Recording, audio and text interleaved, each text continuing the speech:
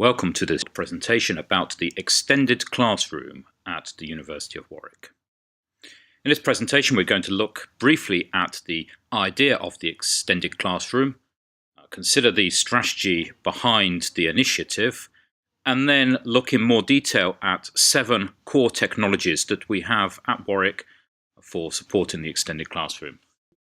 My name is Robert O'Toole and I'm one of Warwick's 11 National Teaching Fellows and a member of the Academic Technology team who have put a lot of work into this presentation and getting the extended classroom up and running.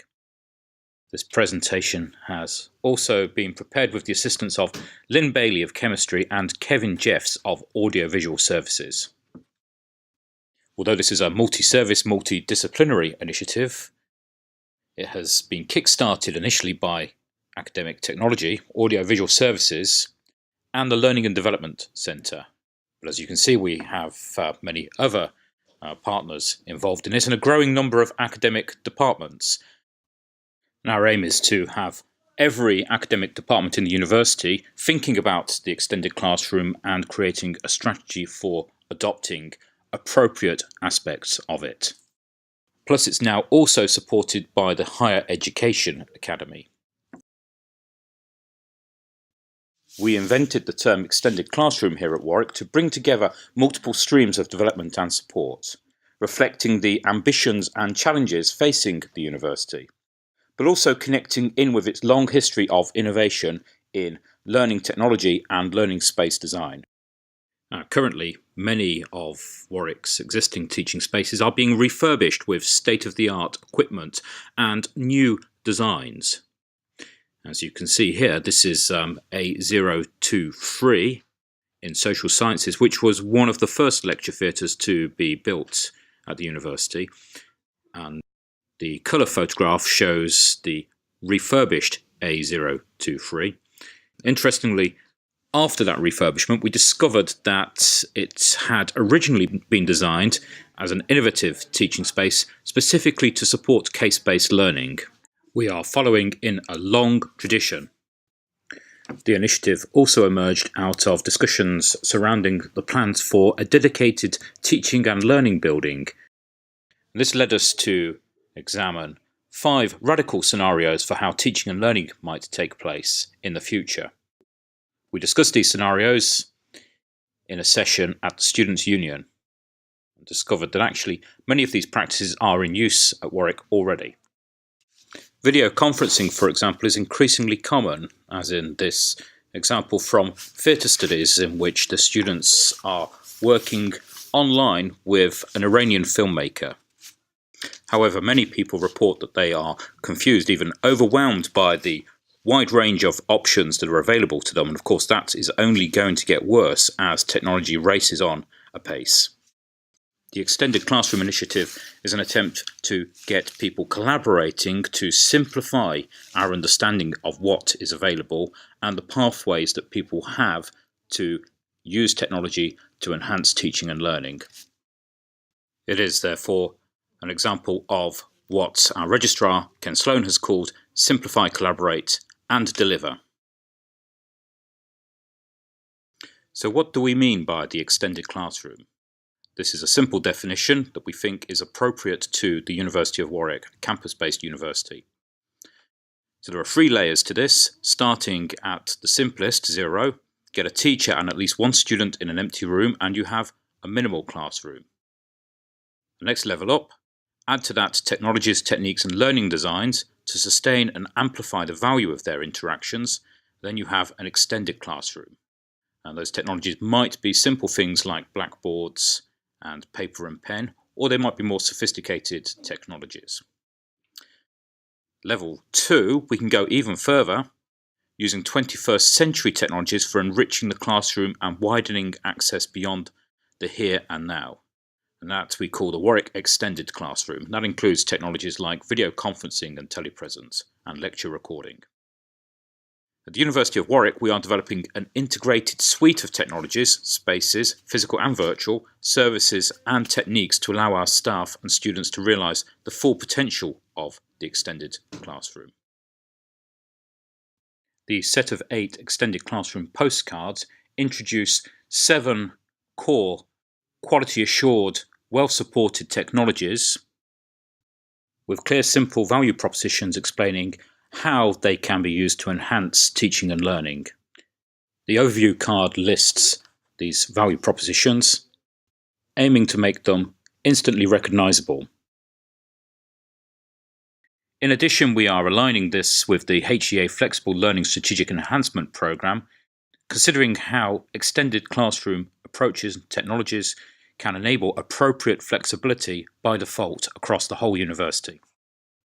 Developing, communicating and encouraging the adoption of our platform of technologies, spaces and services for teaching and learning is only the first element of the Extended Classroom initiative. At the same time, we need to encourage the development of a wider repertoire of learning design patterns and strategies, for example the flipped classroom, and embed this within an organisational learning and design loop and a community of practice. The Technology Enhanced Learning Forum is one key part of this.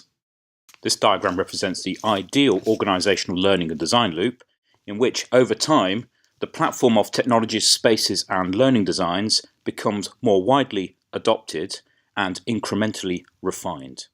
We go from building awareness to widespread recognition of tools, techniques and their value, building sufficient understanding quickly amongst teachers and students and leading to adoption and adaptation into practice. Extended classroom practices that fit well will stick in use over time. We then need to facilitate reflection on practice, refining designs, and at the same time developing informed advocacy with a much broader network of expert users able to feed into the further growth of the platform and its learning designs.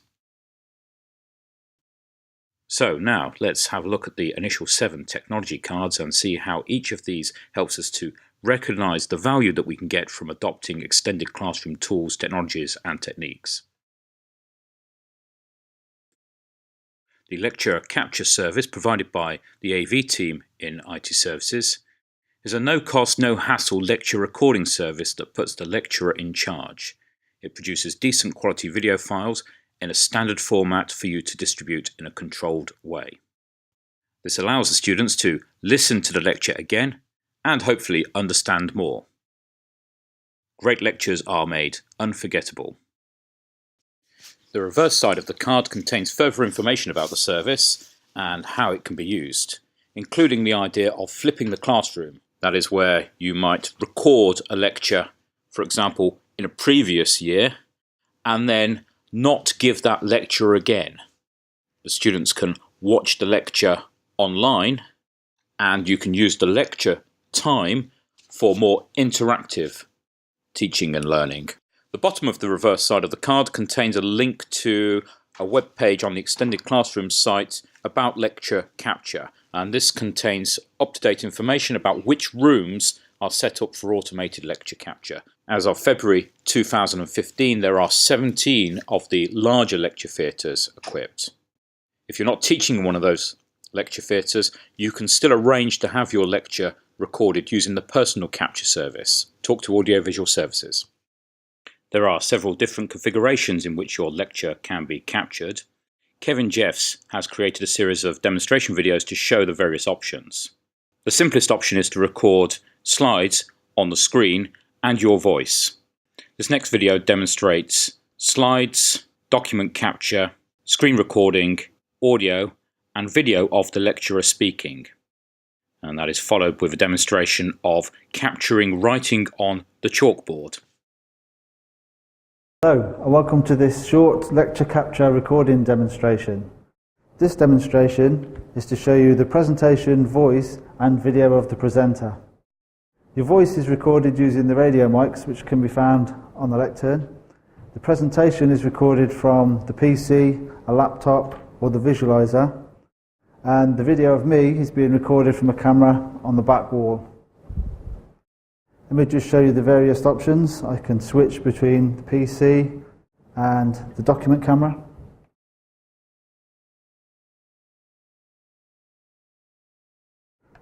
I can then switch back to the PC at any time. And just to show you, don't just have to record PowerPoint presentations, it'll record whatever's on the desktop.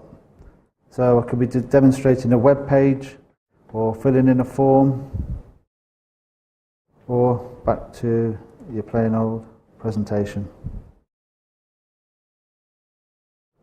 There are various camera options we can use. You can either have a tight shot of the lectern, such as this one,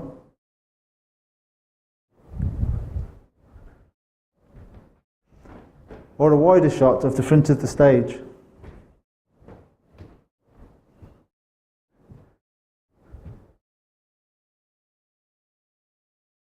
Okay, that concludes my presentation. Thank you very much for listening. Okay, this is a short recording just demonstrating the use of capturing a lecture that's using the chalkboards. We're here in MSO2, and as you can see 4 boards at any one time. You capture me from the waist upwards, so you can see what I'm doing, you can hear what I'm saying, and so you'll be able to see the boards moving around as well.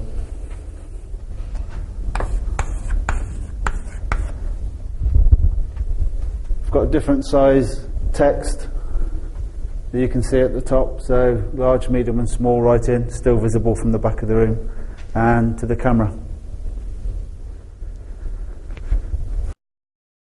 Personal Capture is based upon the same Echo 360 platform as Lecture Capture, but you can make recordings anywhere. You can record lectures on your own computer using a microphone, and if you want to do video as well, a webcam. Not only can this be used for creating lectures, but it's also quite good for creating short audiographic presentations, perhaps combining voiceover with PowerPoint slides and screen recordings. We like to say that it produces knowledge in bite-sized chunks and challenging ideas made understandable. You can get help with getting started with Personal Capture from Audiovisual Services. Responseware is a replacement for the familiar Turning Point lecture engagement system, often known as clickers. Rather than the students being issued with hardware clickers for responding to questions, they can now respond to questions using smartphones, tablets, or laptops. This has many advantages. We like to say that this gives us student engagement in every lecture and immediate feedback for every student. Again, the reverse side of the card contains more information about the service and links to get you started with using it. This slide shows some of the types of question that you can add to your presentations. The range of questions is greater than with hardware clickers. This image shows what it looks like on an iPad to the student as they follow the presentation. The question appears at the same time as it does on the big screen. And then when you close the question for responses, a chart like this will appear on the big screen and on the students' devices. The Moodle Quiz teaching tool, part of the Moodle system, is our 4th technology. With this, you can create a set of questions for your students to answer online. It can incorporate hints and feedback. It provides instant results and correct answers as required. It's easy to set up and use even if you're not using other aspects of Moodle. We say that it builds confidence in smaller steps and provides continuous feedback on skills and knowledge.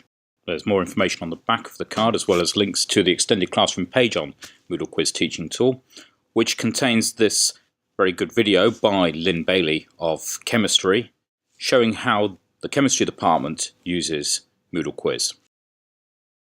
So in Chemistry, we're using the quizzes in Moodle for a variety of different things, starting from pre-lab checks, assignments, various things that the students are actually assessed on, down to formative assessment, giving students examples of quizzes that they can do to help them learn and check their understanding. So an example of some of the quizzes that we have are based in our lab module. And in the lab module, they have a free lab quiz, which enables them to access into the labs. The advantage of using Moodle is that it's very flexible in the way it can be set up. So in this example, we allow students to have multiple attempts and it takes their highest grade. The quizzes in this example are multiple choice, and students can select their answers from the multiple choice. The answers get randomised, so if a student comes in and has another attempt, they would have to know what answer they'd selected rather than being able to remember it was letter C, and that helps to aid their understanding. When they've done the quiz, then they can get instant feedback on their results by finishing the attempt, submitting it all, and seeing what they get. It's very good because it gives them instant feedback and clear information about what they need to do. So in this example, having run through this very quickly, I failed it, and it gives them some helpful feedback that they may need and which would help them for later. After they've done a pre-lab quiz and managed to score 80%, we allow them into the lab. They can do an experiment, and then they also have a post-lab assignment to do after the pre-lab assignment. And this is also quiz-based, but it's for a very different purpose. So the post-lab quizzes are question and answer based, but they're not multiple choice. So an example of a post-lab assignment, there is one attempt allowed, not multiple attempts. And rather than it being multiple choice, it gives students an entry box where they can type, they can upload images, they can even insert sound recordings. It saves their results, it allows them to flag questions, and it separates it out into manageable sections of work for first years. Second years, we wouldn't use a quiz, we'd want them to start structuring things more themselves. One of the big advantages of this is that they can see their marks separated out into the separate questions, and when they come in to look back later, they can get an overview of all their experiments, all their results, pre-labs, post-labs, etc., all in one place in the grading area. So, as a member of staff, I can see all students, their results for all of the quizzes, and for anything else that's going on in the module. I can also download this results, export it, see averages. I can sort the information so I can see who performed the best in a report. And I can drill down into the question levels and see which questions students found more difficult than others. So the analytics in Moodle quizzes are very, very powerful. As a student, they see a user report,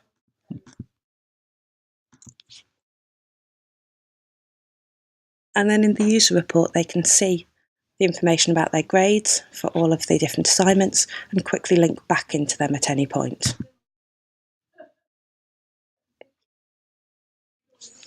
So all the information that they might want is on demand, available to them at any time, can't get lost, and can help them to develop their understanding. Another way of helping students to develop their understanding is through practice quizzes that aren't assessed. So an example of that is in this module in organic chemistry, where there's a large number of self-assessment quizzes. These quizzes are set up so that they can have as many attempts as they like at it, and there's various different types of questions. So this one is a matching question where they have to match names of orbitals to their structures. Other types of questions, multiple choice. And these are also set up so that they are in banks. So if you did this quiz a second time, you might see a different set of questions to what you'd seen the first time. And that the questions are similar each time, but it helps people to check their understanding rather than to learn a set answer by rote. As with the other quizzes, the results are visible at any time and students can go back and review their answers. A Moodle quiz and other features of Moodle can sit within a Moodle module space. This is a single online location for resources and activities presented in an easy-to-navigate format.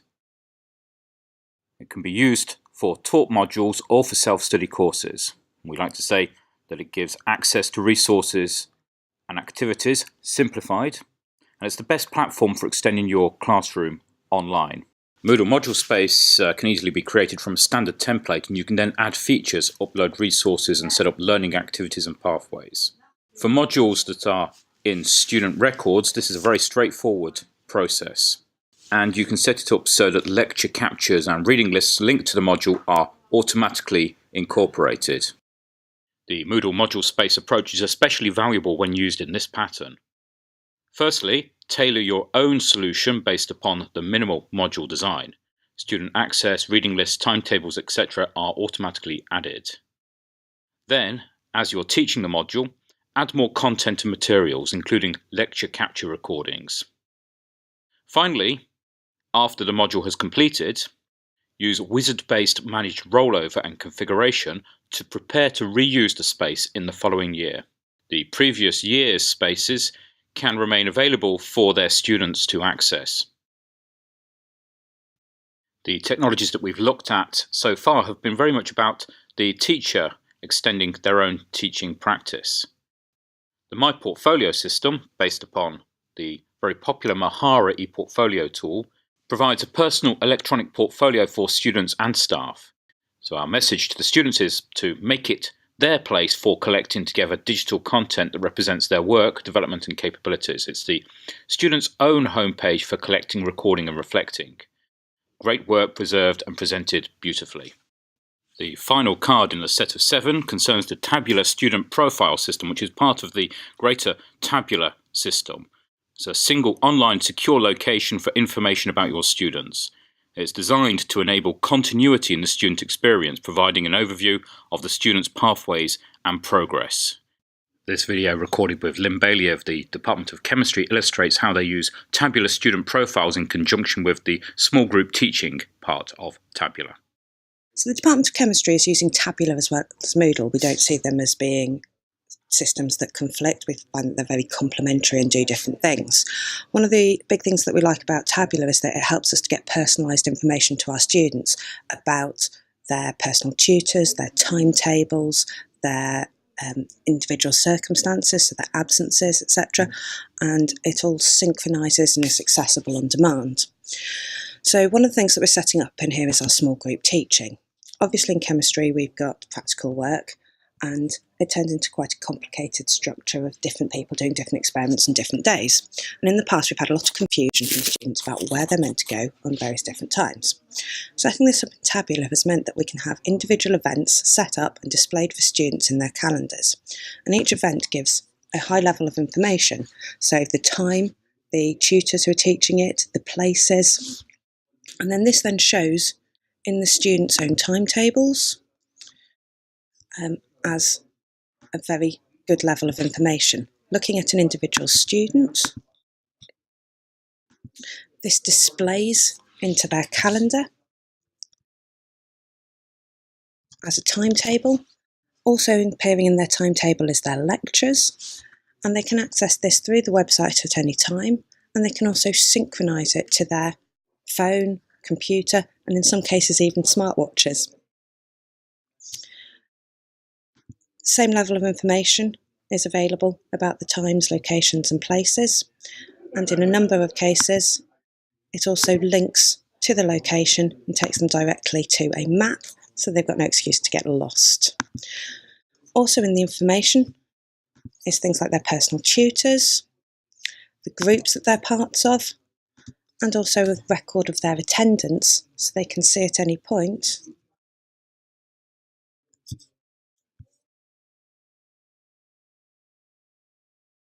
what they've missed.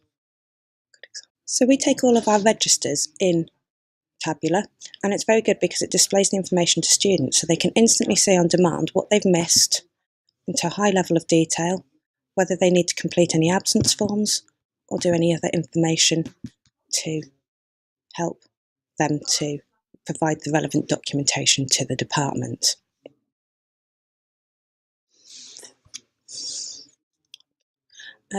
As a member of staff, this appears in profiles and small group teaching. I can get in my own profile, I can see all of my groups, all of the registers that I might need to use. I can go straight into them and take attendance registers. That is then the extended classroom at Warwick, and how you can extend your classroom for 2015-2016. It will continue to develop, and we hope that you will be able to share your examples and ideas with the rest of the community. Thank you.